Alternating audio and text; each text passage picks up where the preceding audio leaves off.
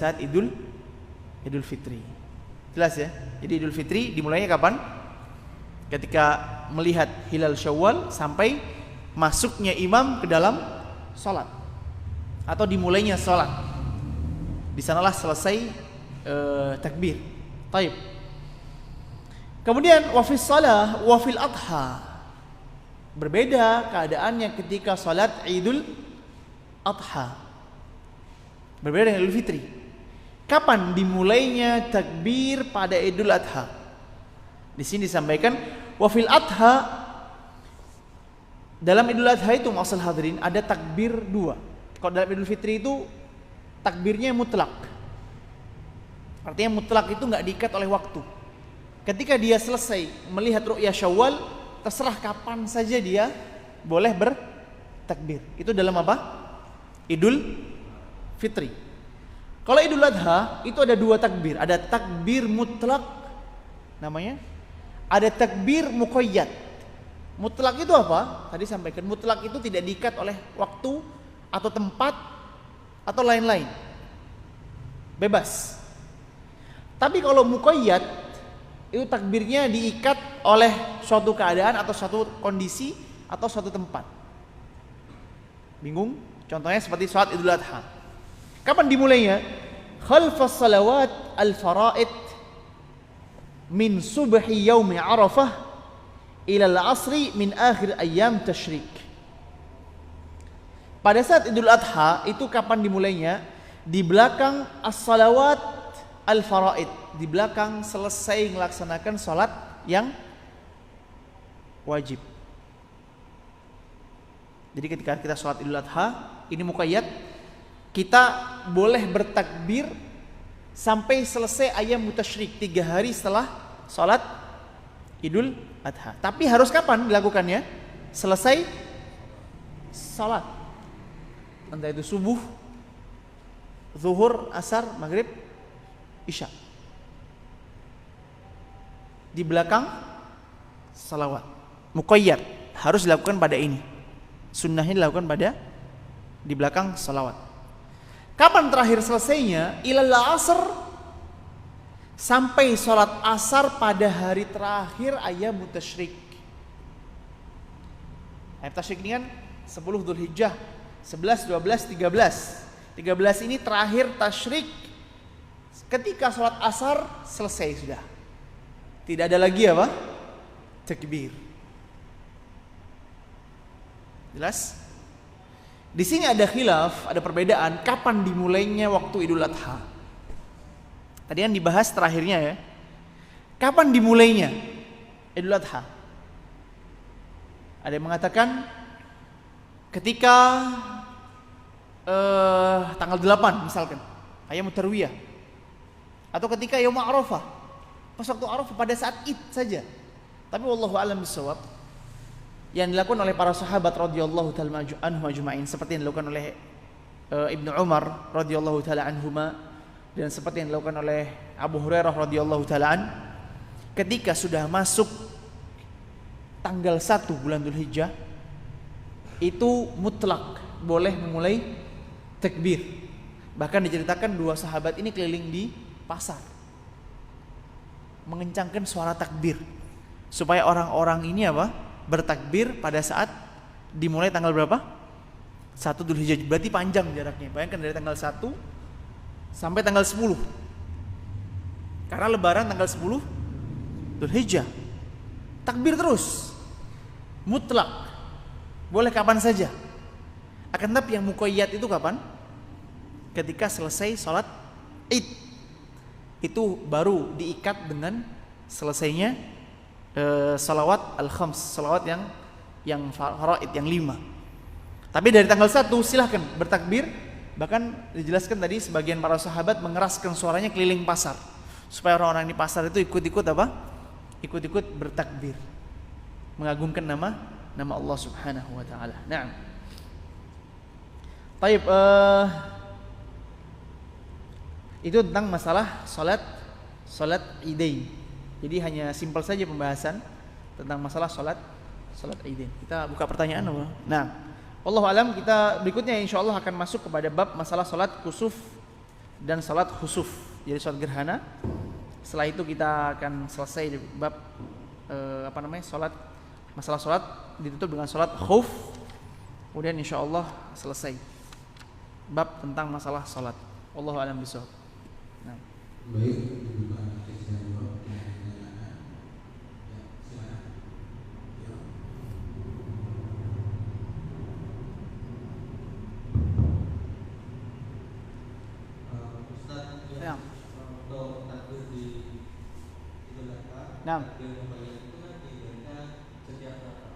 Nah, yang muqayyad ya. Nah,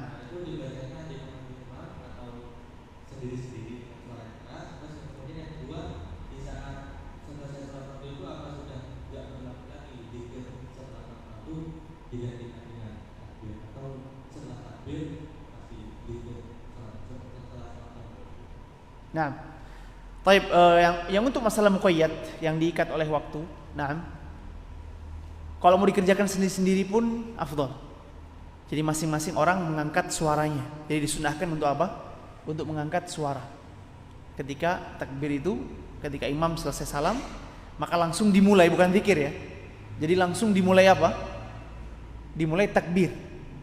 Jadi bukan dia zikir terlebih dahulu, memang yang lebih afdal karena ini sunnah yang muqayyad, yang diikat dengan waktu tertentu, maka lebih didahulukan. Begitu pula itu karena yang dianjurkan oleh Nabi sallallahu alaihi wasallam dan yang dicontohkan oleh Nabi sallallahu alaihi wasallam. Jadi selesai salam langsung apa? Takbir dengan mengangkat suaranya. Bukan sir. Bukan dalam hati. Enggak, tapi suaranya diangkat. Urusan setelah itu dia mau zikir, alhamdulillah, perkara wasi', perkara luas. Dia mau zikir silahkan, yang penting yang diutamakan apa?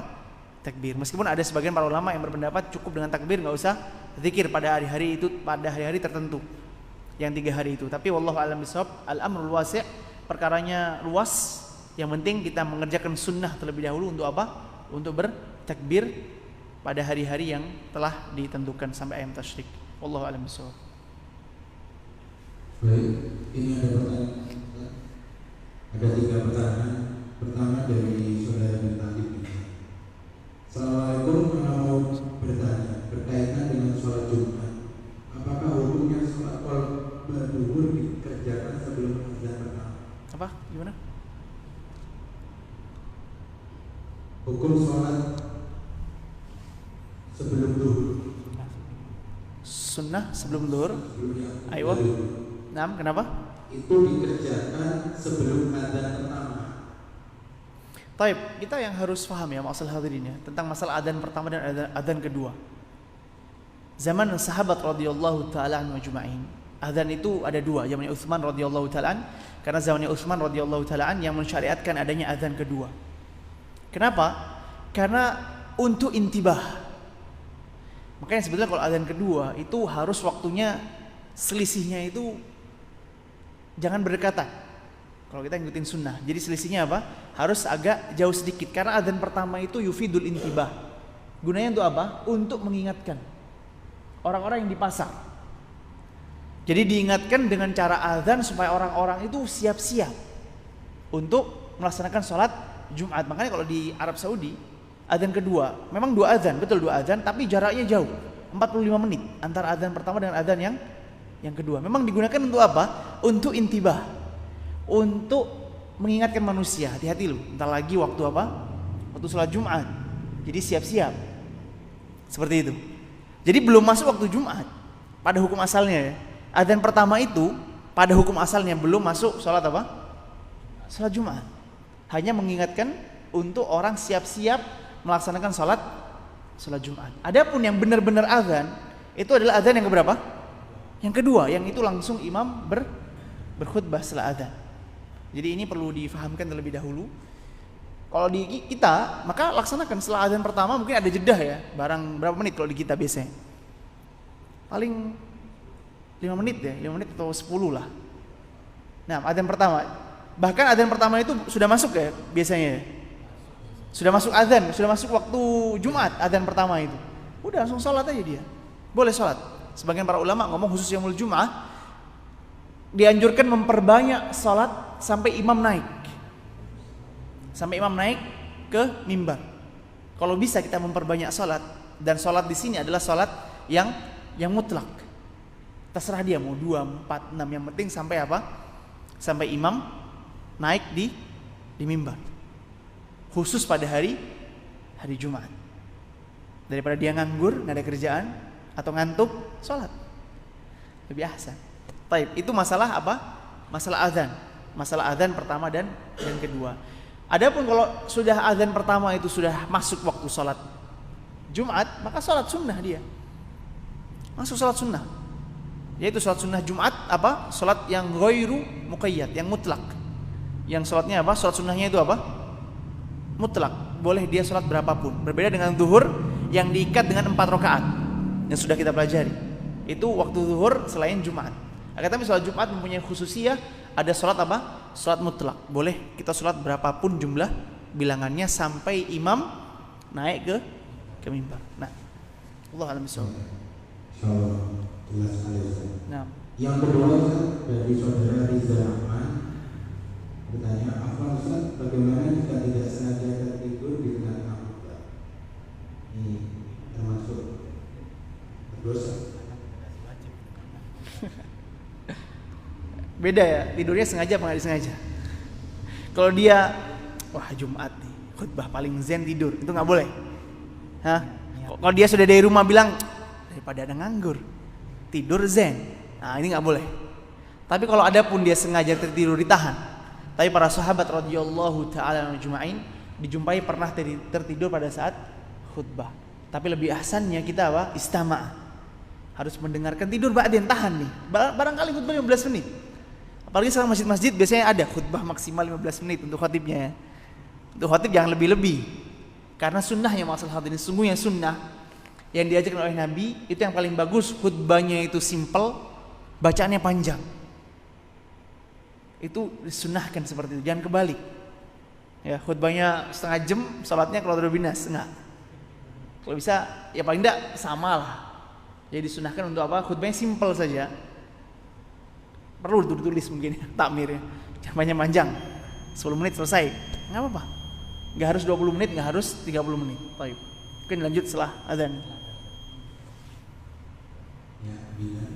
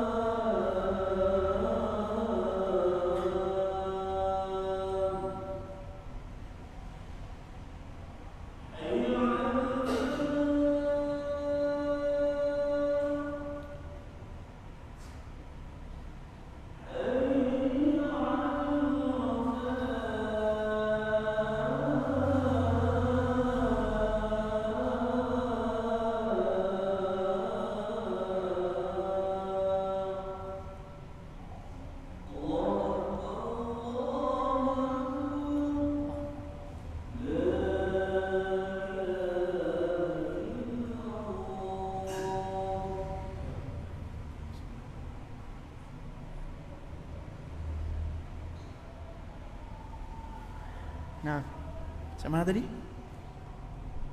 Yang tidak sengaja tertidur. Nah, sudah jawab berarti ya? Sudah. Berikutnya Ustaz dari saudara Abali, Bismillah. Seorang musafir akan wajib sholat Jumat. Nah, sudah kita bahas. Seorang musafir yang musafirnya benar-benar dia safar, maka gugur atas dia kewajiban sholat Jumat. Tinggal dia bisa mengkosor sholat zuhur menjadi 2 rakaat. Wallahu a'lam bishawab. Aku ada tambahan pertanyaan, silakan masih ada waktu. Baik Ustaz, saya yang bertanya Ustaz, Masya Allah. sebagai takmir Ustaz. Nah, Mungkin di saat sholat Jumat ada anak-anak yang membuat kegaduhan Ustaz. Apakah takmir ini cukup diam saja atau bagaimana? Sedangkan kalau kita bicara mendapatkan pahala Ustaz. Baik Ustaz. nah diingatkan sebelum sholat, dikasih himbauan. Kadang-kadang kita tahu ya anak-anak siapa yang sholat Jumat, siapa yang enggak, hubungi orang tuanya. Kasih arahan jangan sampai buat gaduh, karena memang ini terjadi banyak masalah sekali di semua masjid. Serba salah takmirnya ini. Nggak mau ngingetkan ini hari Jumat, nggak ngingetkan rame. Solusinya cari solusi yang paling bagus, hubungi orang tuanya, diingatkan. Harus dijaga anaknya waktu sholat Jumat. Ini berhubungan dengan semua ya. Kamera. Kadang-kadang ada ustadz yang ceramah pakai kamera, hati-hati. Tentang masalah ini diwanti-wanti oleh semua para masyayikh, diwanti-wanti tentang masalah lagho, masalah berbuat sia-sia pada hari Jumat, karena lafadznya hadisnya am, berkaitan dengan semua saja. Sampai tadi jelaskan sampai megang batu. Dari saking hati-hatinya tentang masalah apa? Khutbah Jumat. Untuk takmir hubungi orang tuanya sebelum sholat Jumat. Diingatkan jangan sampai anaknya ini buat gaduh, harus dibarengi sama apa? Sama orang tuanya. Cara yang paling bagus, wallahu a'lam bishawab. Jadi kalau misalkan ada yang membuat gaduh, kalau pada saat itu belum disampaikan ya diam saja. Nah, lebih ahsan diam saja. Karena hadisnya jelas, man qala li sahibihi ansit. Seorang ingatkan, diam. Mungkin ada orang yang ngomong ya, karena kita kadang-kadang gini. Enggak semuanya orang tahu masalah khutbah. Ada orang yang main HP di depan kita nih. Sebagian para ulama ngomong ingatkan ketika antara khutbatain. Antara khutbatain, 2 khutbah, ada posisi khatib diam. Ingatkan pada saat itu kalau dia mau mengingatkan. Jangan di tengah-tengah apa? Khutbah. Jadi ketika dia itu diingatkan, "Hei diam." Ini cukup. Tapi kalau kita ngomong ansit, padahal dia niatnya bagus. Niatnya apa? Mengingatkan orang-orang untuk apa? "Hei diam." Tapi kata Nabi apa? Faqad laghut. Kamu telah sia-sia. Wallahu a'lam bishawab. Nah.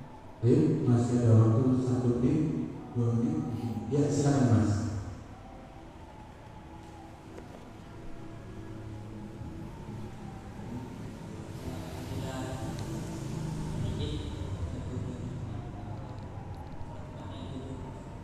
Gimana? Kurang jelas.